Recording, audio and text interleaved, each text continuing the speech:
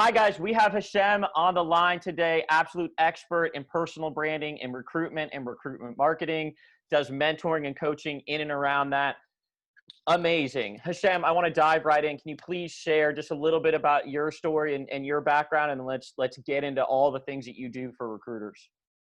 Sure. Absolute pleasure being here, and thanks for the invite. So the short story is worked in agency recruitment, joined the world of recruitment in 2016. I was actually sort of a rare person that actually wanted to go into the industry. I previously was an insurance broker, and then I got into insurance recruitment. And one of my friends who I stayed friends with, who I met in the insurance industry, said, "Look, Hishem, I think you'd be great at recruitment." And I said, "Okay, tell me about it." And he proceeded to let me know that I'd be able to earn six figures in my first year, be able to buy a Rolex, and be able to go to Ibiza. But none of that actually happened. In my first year in recruitment. It's really tough, but yeah, joined the recruitment industry in 2016, joined a small agency. There was 10 of us. I sat directly next to the owner of the company, and everything that I learned in that first year and continued to learn was from the people around me who had been in recruitment for way longer than I had, obviously. And where this sort of personal branding and recognizing the power of building a brand as a recruiter came from was when I was going into my second year in recruitment. And I was so hungry to make more money. I was so hungry for more success. And the person I was so keen to develop and spend time on my own self-development. So I used to drive an hour to work, and I used to use that time to listen to podcasts religiously. I was big into my reading, the whole Tony Robbins shebang, Think and Grow Rich, all that stuff, right? Huge so fan. when I looked then to be like, right, so going into my second year, I want to have the best possible chance of being successful. So I was really hungry to learn what I could do to improve. And what it boiled down to was LinkedIn. And the reason why was because my boss, who has been in recruitment for 10 plus years, said, "Look, Hishem, it has been a tough first year, but I've seen a lot of recruiters in my time, and you've got the work ethic, you're putting in the volume of activity, but recruitment's a long game. It takes time, but keep doing what we've taught you and helped you with. It will pay off." So where LinkedIn came from was because, okay, right, I'm going to take on that advice, but what else can I do? And my market, the insurance industry, they all hung out on LinkedIn. And how I got taught to use LinkedIn from my colleagues was very simple. It was, when you get a job, Hishem, post about it online and send loads of emails, but don't copy and paste the whole message. It was just really basic. And I had zero success in my first year using LinkedIn. I didn't make a single placement utilizing it. So I was like, okay, well, LinkedIn's an area I can improve. Who can I learn from? And I looked at my competitors. So I don't know what people's markets are like, who's watching this, or you guys. But for me, if I didn't win a retained assignment, or if I didn't get a client or candidate on an exclusive relationship, I knew exactly who they were going to be called by. And I knew exactly who else would be trying to speak to them. And when I looked at my competition and how they were utilizing LinkedIn, that was the light bulb moment for me, because they were using it the exact same way I was. And they'd been in the industry for 10 plus years.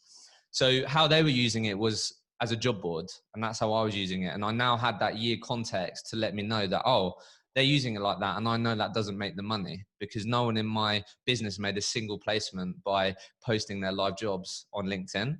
So I made a sort of rule to myself, which was, I'm not going to use LinkedIn just to post about my live jobs anymore. Going into my second year in recruitment, I'm going to carry on smashing the phones, being proactive, doing sales, but I'm also going to try and utilize LinkedIn and this tool that I now use.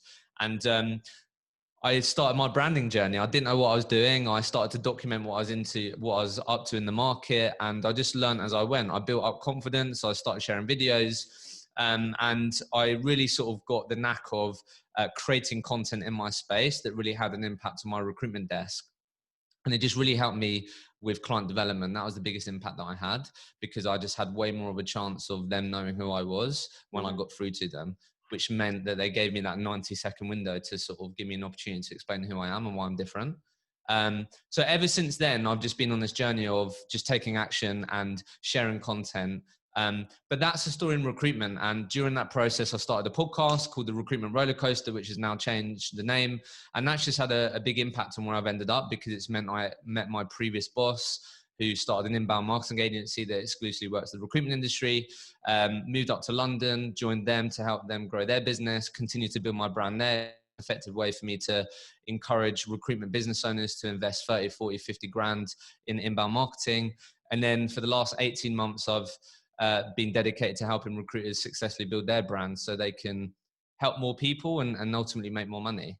So it all Yeah. started from that second year in recruitment. No, that's brilliant. Brilliant. So walk me through, recruiter that, you're looking at working with on the personal branding. Kind of tell me, what are some of the frames or kind of your perspectives on it, or the first conversation you have with them, or the first couple things you look to line up for them. Walk me through that a little bit. Yeah, sure. So I think anyone sort of watching this probably knows the importance of building a brand. I'd like to think, or most recruiters, I'd like to think, know that it's important now to try and stand out. We all know it's a competitive landscape, right? And I don't know what it's like in America, but definitely in the UK, the perception of the recruitment industry isn't great at all. Is not great at all. So there's this constant battle to showcase why you're different and you're not like the rest, or you're not like those people that delivered a bad service. So I think people recognize it's important. Now, the number one challenge that recruiters have, and this is where I'll start, will be that they don't know what to create content about. That is the number one challenge. So that's where we typically start, is helping address that challenge, right?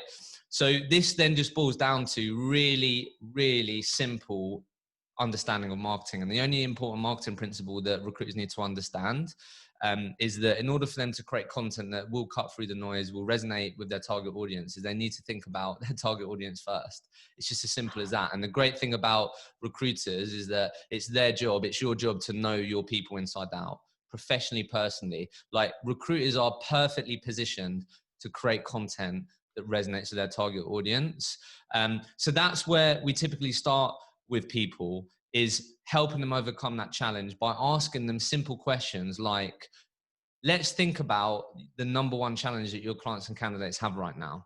What are the things that you constantly keep hearing on the phone? What are the common reasons for leaving you hear from candidates? What are the common frustrations or common things that you know prevent candidates from growing in their role? What are the things blocking your clients in achieving their goals? And what recruiters realize is that when they actually make the time to think about those things, they're the exact things that you need to be creating content about and showing up and encouraging a discussion around, because good content is content that's relevant. That's all it is. That's all you need to know. Good content is content that's relevant. So in order for us to have the best possible chance of making content that's relevant, is you need to make the time to think about your people first, your network. And that's what a lot of recruiters don't do. They just try and get creating straight away, which I understand. You just want to take action. But honestly, what will make your life easier is taking a bit of a step back and actually thinking about, who are my target audience? Who makes up my ideal clients and candidates? And it's going to come from your conversations, and it's going to come from your relationships and what you know about your people. Yeah, that's really smart, man. So tell me, is your main delivery channel through LinkedIn? Like, when you're working with someone, do you have them build an email list and send content out that way too? Or do you really just focus on, let's get you a good presence on LinkedIn, so that when you start doing your outreach and trying to get recs and jobs, they're giving you that first, like you said, 90 seconds or so to create that connection? Yeah, it's LinkedIn. That's sort of what I've really focused on myself. But the main reason why is because if you ask most recruiters, tell me, like, in terms of the amount of placements that you made in the last 90 days, what percentage has been the source of that placement has been LinkedIn? It's typically quite a high percentage. And a lot of the time, it's actually nearly 100% of people that they end up placing is on LinkedIn. So for me, it's like, let's not overcomplicate it. Yes, you could be on all these different social platforms. Yes, you do want to grow an email list, these things, but let's start in a place which could hopefully give you the best possible chance of making a return on investment on your time. And that typically does tend to be LinkedIn. So yeah, it is predominantly LinkedIn, but that's because that's probably a great place to start, because it's going to give you the best chance of making placements and making deals. Yeah, that's smart, because you're actually saying hone in on one area and hone in on the area that has the most amount of clients and candidates, which, I mean, this is the business world. So it's not Facebook, but sure.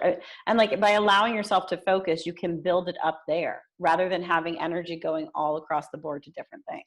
Yeah, exactly. And I take that for myself, which sometimes I sort of beat myself up about, because like, oh no, I should be doing more on Twitter and all these things. But yeah, like start in one place, and LinkedIn is probably a great place. And I'm sure people realize now it's changing a lot, right? It's, it's We very have content stories rich now. I mean, Yeah, I was like, wait, what stories. is this? I know. So it's just some, obviously, look, you guys have been in the industry longer than I have, but you log in on Halloween, you're seeing Halloween costumes. Never used to see that. Well, like, when would that ever happen? Yeah. You're seeing some crazy funny videos now on LinkedIn. Like, it's just a completely different place. And for most recruiters, it's the best place to start. It's loosened up a bit. It used to be so uptight where you have to, like, it's like on LinkedIn, it's professional, but on Facebook. Yeah. Well, But I think recruiters get sometimes caught up in their own head on that. At the end of the day, it just comes back to this whole cliche, right? People buy from people, and the people that you interact with and build relationships with on a daily basis are real human beings. And as you forge more strong relationships with them, you do find out what their hobbies are. You do find out about their family and all these things, right? And I think you'd be stupid to sort of not be human on LinkedIn. Like, if you were to actually spend some time just going through content, looking at what works, a lot of the time you'll see these posts that end up reaching so many people. It's people being vulnerable. It's people sharing their story and what's been difficult for them. And you could say, well, look, this isn't the place to do that, but like, people buy from people, right? And I think LinkedIn is it's the right place to be human, but at the same time, of course, we need to respect the room that we're in and understand sort of the types of people or what people come on LinkedIn to do. But for me, that doesn't mean you can't be human. Like, we're all human beings. I think COVID blurred that. I think it got, everyone Sure. suddenly had to work remote, and all of a sudden you've got like a woman breastfeeding, or like the dog barking in the background, and it's like everybody's on a Zoom call, and it's like you're actually kind of like you're in their homes now. So it's kind of interesting that at the same time we've all been navigating COVID, we're now also seeing like a shift in the environment on LinkedIn. I'm like, how fascinating those two are happening at the same time. I'd love to talk more about content, because you were mentioning like how important that really is in terms of building a brand. We're talking about vulnerable shares, but I'd love to hear some other ideas, because I know people tuning in and watching are going to want to take action on what you're sharing. Yeah, and let me piggyback off that question as well. I'm curious, written word, articles, video, like I'm curious. Yeah, I want to types of content and then form. I'd be curious to just kind of hear your thoughts on. And thank you, Kate. Great question. Yeah, sure. No worries at all. So for me, first and foremost, like, it's a common question, what type of content should I be making? So if you were to do anything and for you to have the best possible chance of it reaching as many people as you want, which is obviously what you want, it would be written posts, not articles, not blogs. It would be written posts. Couldn't tell you why. I'm never going to be the person to profess to know the algorithm. But if I look at sort of what I've always find works best for me, no, I typically post once a day. So I always sort of just share what's been working for me, but also I can look through sort of the recruiters that I've been working with. And written posts for sure. So, but at the same time, it's interesting, like really recently, I mean, it's November the 24th today, like I'm talking really recent in the last month, like the engagement and traction from videos has dramatically dropped, Whoa. No idea why, but I've definitely seen that personally. I've seen a number of people talk about this, which has been really interesting, because if you were to say to me a year ago, like, I would probably say, yeah, definitely make sure you're doing video. You could get your iPhone out, do a video walking down the street, and you'll reach thousands of people. But actually now it's more hundreds. So it's sort of this whole thing that you hear a lot of sort of marketing experts say, that, look, the organic reach isn't going to last forever, and they're going to then make you pay for it. Right. So I don't profess to know that. I wasn't the guy that was early on Facebook and these types of things, but I've definitely noticed recently a massive dip in terms of traction on videos. So for me, if you were to do anything, it would be written post. There's 1,300 characters that you can put in a post. That's what it needs to be. However, obviously, like everything, it's beneficial to have a multi-channel approach. And if part of your strategy, you can chuck in some videos in there, that's going to be beneficial, because I can watch a video of Kate and get more of a feeling as to what it might be like to work for her and get her personality. But if you were to do one thing, I'd encourage you to do written posts that would give you the best possible chance of reaching more people. And then in terms of what, again, like for me, that's the main thing that we want to focus on here, is like, it's what you're saying is the most important thing. And it's just got to come from this place of thinking about your target audience first. And it is just so, it's just basic marketing. It really is. You Google, I need to learn about marketing. It's going to be the first thing that you learn. It's personas. It's thinking about your target audience first. So for me, to make this really practical, like you don't even have to come up with these ideas. What I get my clients to do after one of the sessions that I have with them as a bit of a task, and I encourage everyone to do, is basically pick up the phone to 5 candidates in your network, 5 clients, and ask them the direct question: what content, what topics would you find really useful and valuable for me to be talking about? And get your market to be fueling your ideas. And this is something you can consistently do, because what you become good at, what I become good at, and what my clients become good at is sort of taking a mental note, or actually physically taking a note of the nuances that you hear about on a weekly basis.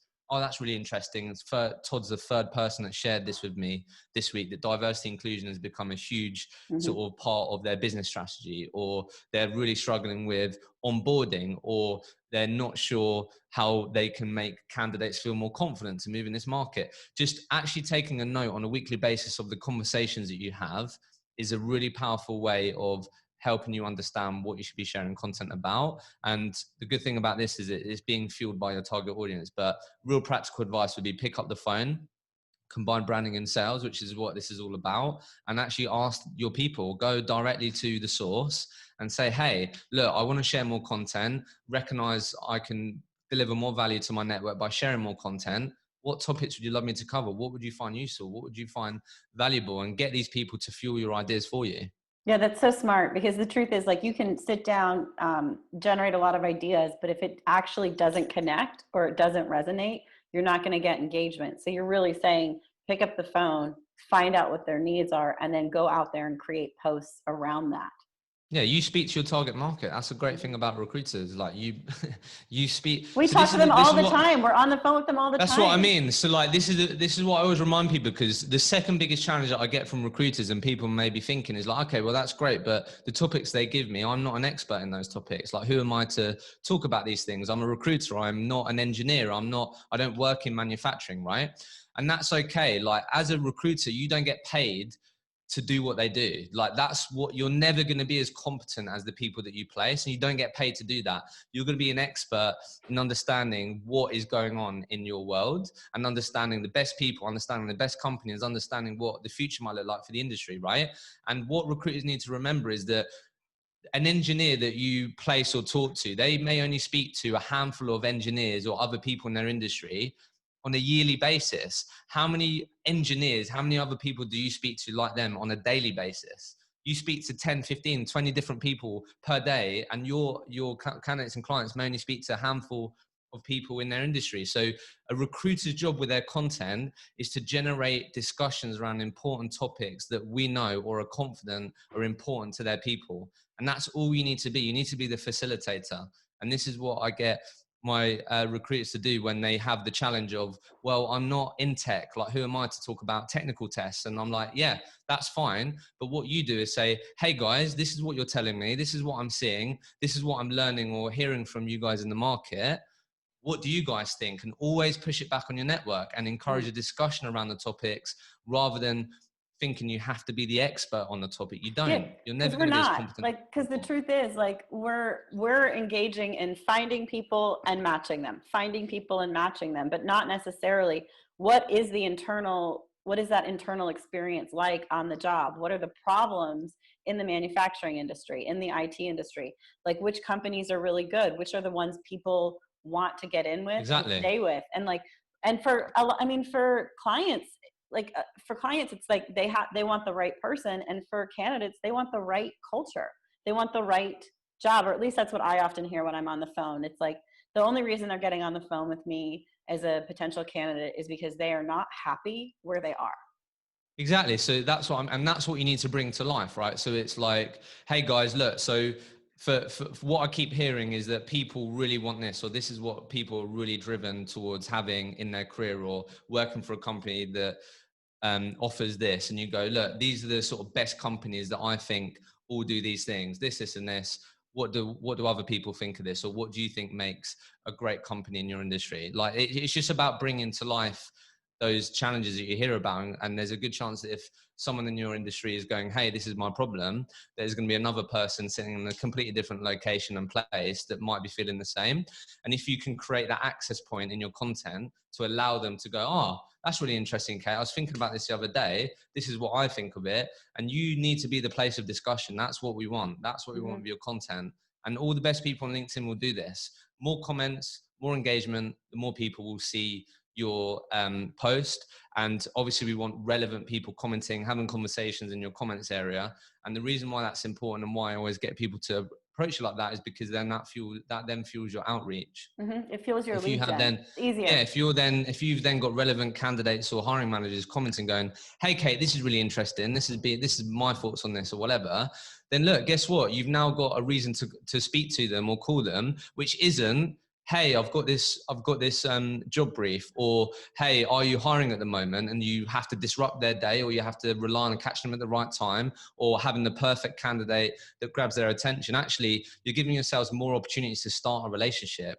And it's actually starting with stuff that isn't the typical things that your competitors will lead with. Right. It's, hey, thanks for engaging my content. Really appreciate it. Look, whilst I have you, do you know what we do here at X agency? Do you know how we're different? And if it can fuel 2, 3, 4 opportunities per week to have an opportunity to explain who you are, why you're different, how you work, it's going to drive business. Yeah, absolutely. Because it's like, then they want to get on the phone with you. So they're reaching out to you versus you pinging them, trying to get them to say, oh, hi, over here, work with me. Yeah. You know, it's kind of, and it's a much, it's a longer term strategy too. It's about putting time, effort, and energy into something that will help your business run in a very different way, rather than being like that person that is like just trying to get yeah, well, it definitely is long term, but honestly, what I've found is that actually for me, and I find this in my own business, but actually you can get more results quickly with this, because the reason why I say that is because it's the outreach part. So what I say to people is like, yes, we want more of the right people coming in your inbox and going, hey, Kate, seen your content, can you help? Of course, that's what we want long term, and we want more of that. But in the immediate short term, actually, when you have consistent, relevant people liking, commenting on your content, you can then be really proactive, right? So what that actually means is that you are going to have more chance of getting on the phone with these people. And if you're good at what you do, you're going to maximize that. So actually, it's actually a quicker way to get that first conversation or get that first meeting, which can drive business. So for me, it actually really, a lot of people talk about, yeah, we want inbound leads and all this, but actually it really aids the proactive outreach really quickly if you get this right. And that can really help move things. It really can. So I'd say it really helps on the outreach really quickly. And for those, and just real quick, for those that are watching this that are really experienced and already have a brand in their space. And what I mean by that is, look, one of the most important assets for a recruiter is their reputation. You work every single day tirelessly to maintain that, to make sure that that's intact and to grow that. So recruiters already have a reputation. It's why you get referrals. It's why you already do well. It's why candidates trust you with their job hunting process. You already have that reputation. So actually, when you're someone that's already delivering and you're someone that already has that reputation, when you start showing up and sharing content, it actually gives you an opportunity to stay front of mind, and actually with people that you've already helped, and stay front of mind with people that already know you and already respect you and already have done business with you or already open to doing business with you. So what I found is when I worked with really experienced recruiters that really know their space and have been in their space for a long while, the actual wins that you get more quickly, or the people that end up in your inbox, are people that you already know, but you might have helped them 3 years ago, 4 years ago, 2 years ago, but you can't stay in touch with everyone. So everyone talks about new clients, new candidates, but actually there's a whole sort of self-serving piece here where it also makes you stay front of mind of people that are already open to doing business with you. And that's really powerful as well, because as we know, once you have that trust, it makes everything else easier. So Yeah. Not enough people in our talks, Kate and I, not enough people focus on referrals. Like they just focus on new dev. And to go back to a dating analogy, it's like a guy that yeah, you're good at hitting on people, but like you don't know how to maintain a relationship, and it's like referrals are so important, like especially when you move into retainers. Like when I'm coaching someone, I'm like, it's way easier to pitch a retainer to a referral than it is to a cold one. And I'm like, if you want to level up and get more, a Yeah. higher conversion rate, you know what I Ju- mean? just on this, just to share, and this isn't me, by the way, but I'm just sharing through other people. So I know we haven't gone into it yet, but Recruitment Mentors, this community, learning development, it's just full of basically mentors who are really successful recruitment professionals. And I've just seen quite a few mentoring sessions come through recently on the referral piece. I just want to share this because I just thought it was absolute gold. So the two things, one on client and one on candidate. So one on client that I wish I knew or I approached when I was in recruitment. So a chap was sharing how to always be open for business. So when he got a new brief from a client that he was working with, and they said, hey, we need this person, a lot of people go straight to their candidate network, right? What he did, he went to his top 10 clients and he called all of them and goes, hey, Todd, just got this brief. We're looking for this person. Who would be the top 3 people that you think could do this job?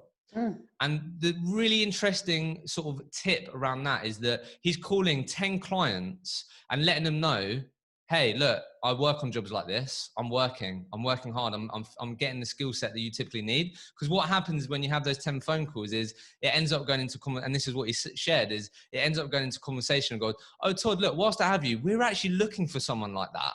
Let's have a conversation about it. Do you get what I mean? I just thought that was so powerful on referrals. And then the second one on the candidate side was from this lady who shared how important it is to sell by association.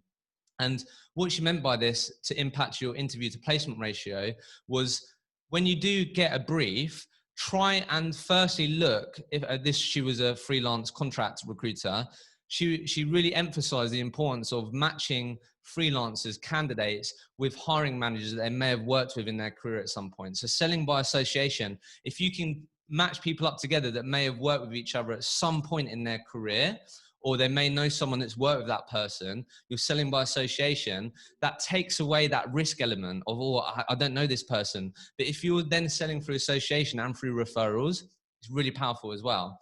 And I just saw those tips and I thought they were fucking awesome. So I wanted to share that because that might help some people. Yeah, walk me through the second one. The first one makes perfect sense. That's super smart. Oh, and the candidate one, sorry. Yeah. Like walk me through like a she was just basically, so the tip was sell by association, right? So basically if you have a hiring manager and they require a particular skill set, like your first group of people that you should look for or ask for referrals for is try and find any candidates that fit that requirement that they may have worked with in the past.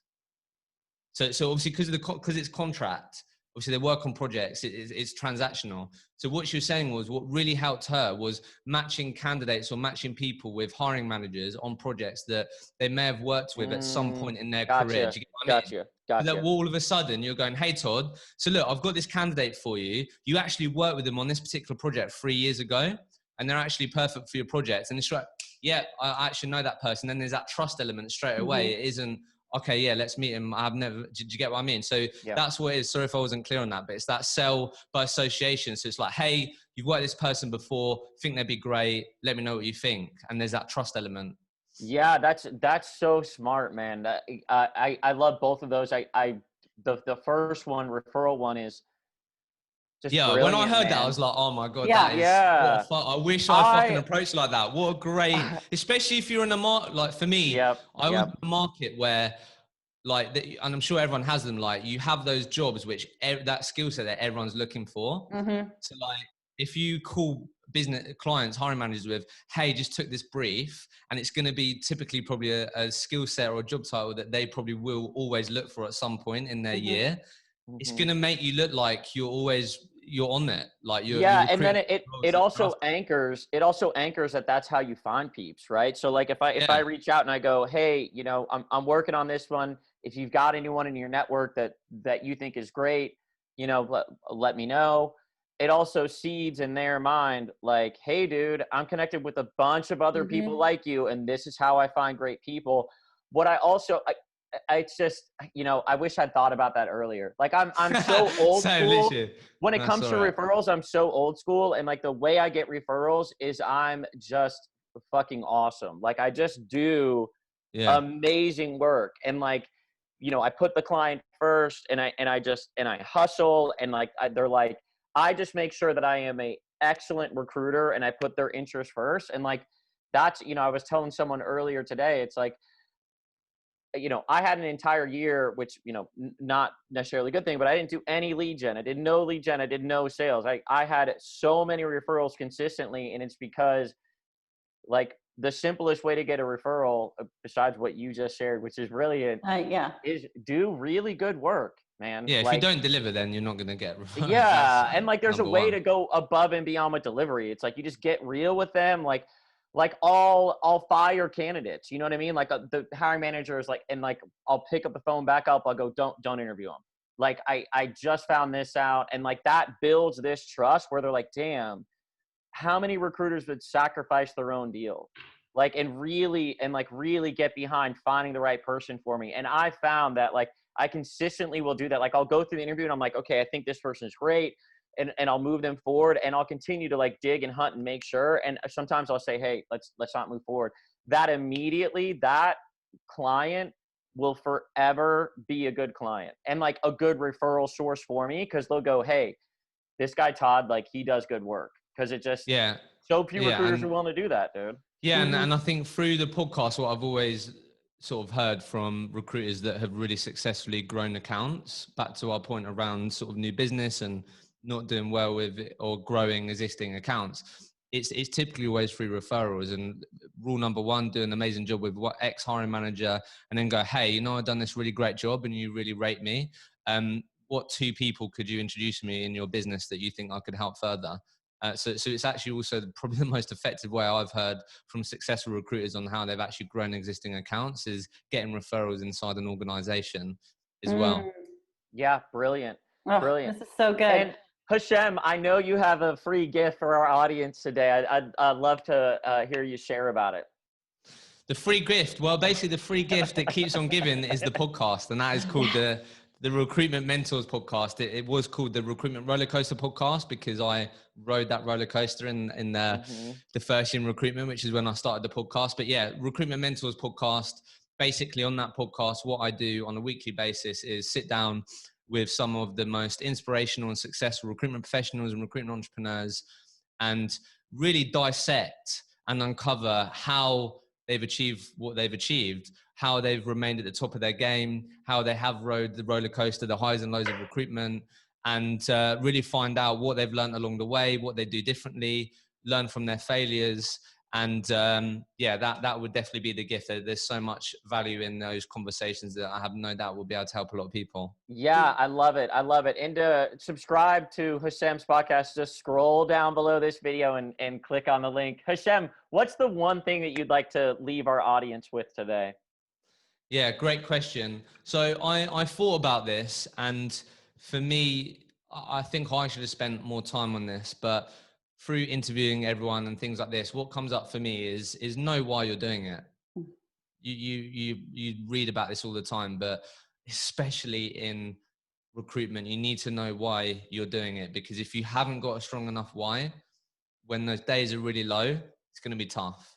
So you need a really strong anchor point, and you really need to know why you're doing this, and it has to be bigger than money. It has to be bigger than hitting a monetary target. So for me, it would be really make the time to know why you're doing this, why you want to build this recruitment business, why you want to start your recruitment business.